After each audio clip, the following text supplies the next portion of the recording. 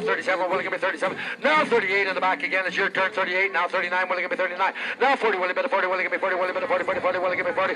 I got a 40, Willie, give me 41, Willie, bit of 41, I got a 41, now 42, Willie, give me 42. Willie, bit of 40, 42, anybody, Willie, give me 42. So she came down and asked if I could possibly sell her 3 eggs. Well, she had pretty small hands, so I wasn't sure if she could handle 3 eggs, but I let her have three eggs, and as soon as she got them in her hand, one of them slipped out and she dropped it.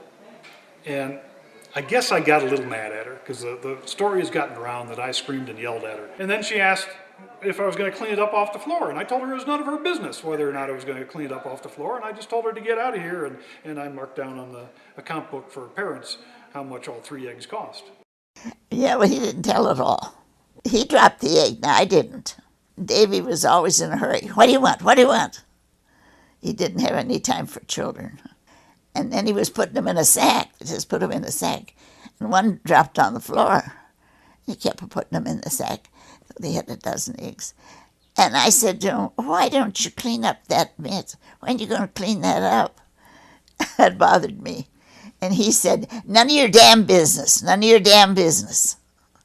It scared me then. I thought the devil was after me. And I ran home and told Mother. He didn't speak very nice to me. I was born in Missoula. My mother came from Garnet a week before I was born. I was born at St. Pat's Hospital on March 2nd, 1917. And Mother then... my folks knew the Shepherds. They had a hotel here in Missoula, and so Mother was going to take me up to Garnet. She said, "No, Jenny." My mother's name was Jenny. "You can't take Jane until she's a month old, because you want to have a good start in life, because March and going up Garnet was lots of snow yet."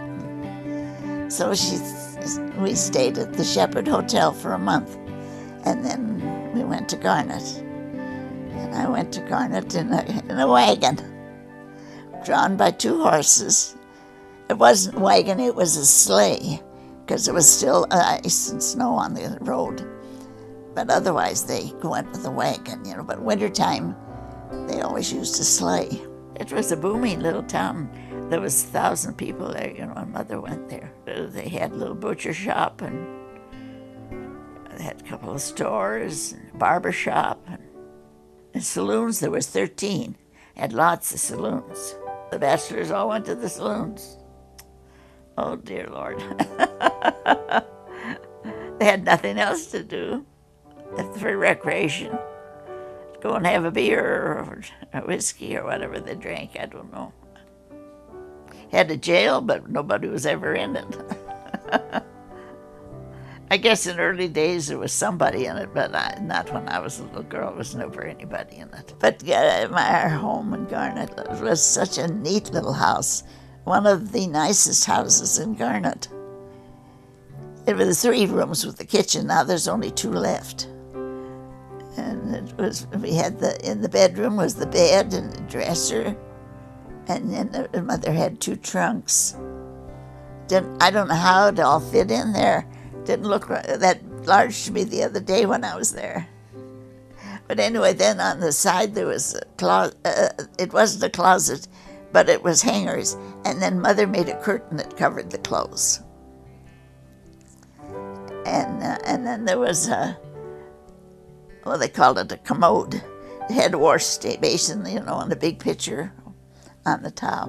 There was plenty of room. My gosh, I don't see how it worked now. But then you come out of the door, and it was a chair, and then there was a Davno. They called it a sanitary couch. In those days, that's what they called it. And then it opened into a bed. You could let the back down and the sides up, and made a bed.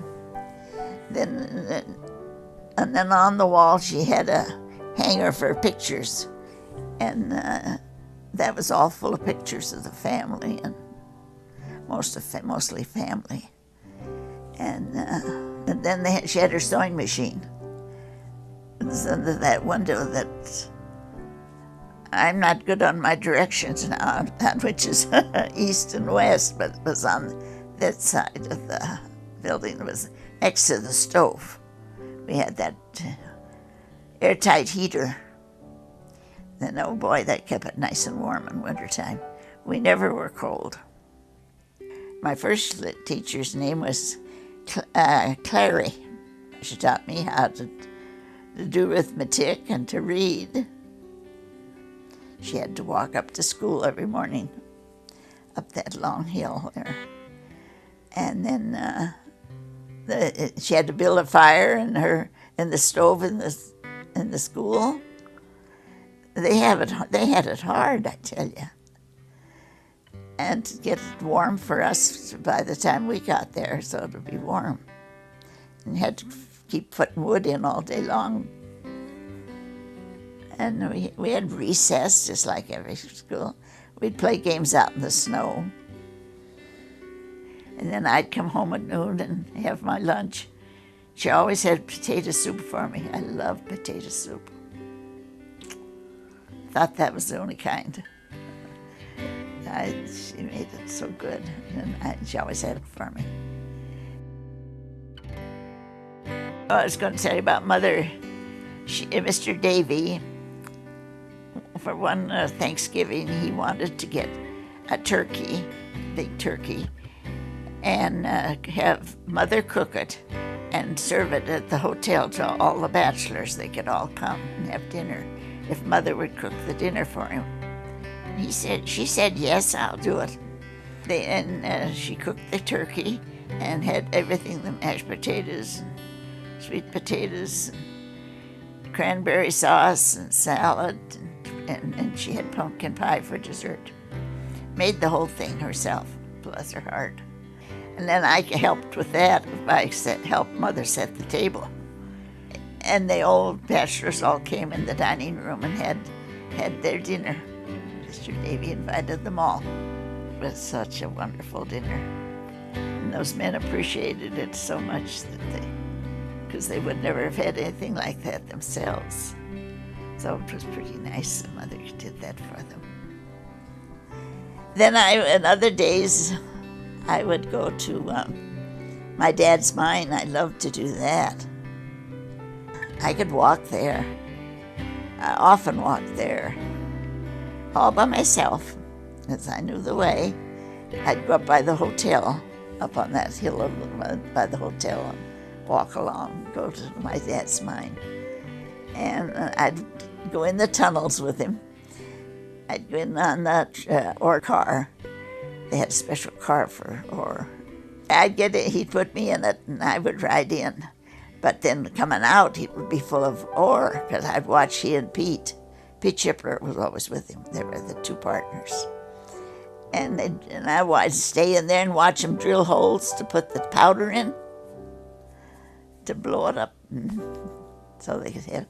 Yeah, but we'd always get out in time, and we always had, if there was 6 holes, we had to count.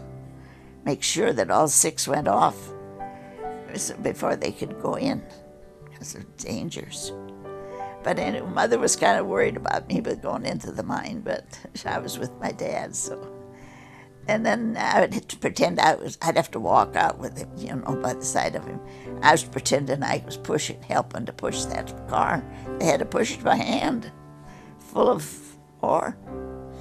Then they had to sack that ore, and I watched him do that. And that was pretty neat. And then they'd have to sew it up at the top after it was full of ore. Then they'd sew it up with a big needle. And it was I just thought that was more fun than anything, to be able to do that with my dad. Poor man. Walk into those mines every morning. He'd go to work in the dark and come home in the dark. In wintertime, I had to walk. They always had to carry a lantern with him. So dark. What they won't do, try to find some gold. Well, I've enjoyed telling you about my experiences and my days in Garnet. It was wonderful living to the way I did. I think back and I think how wonderful it was.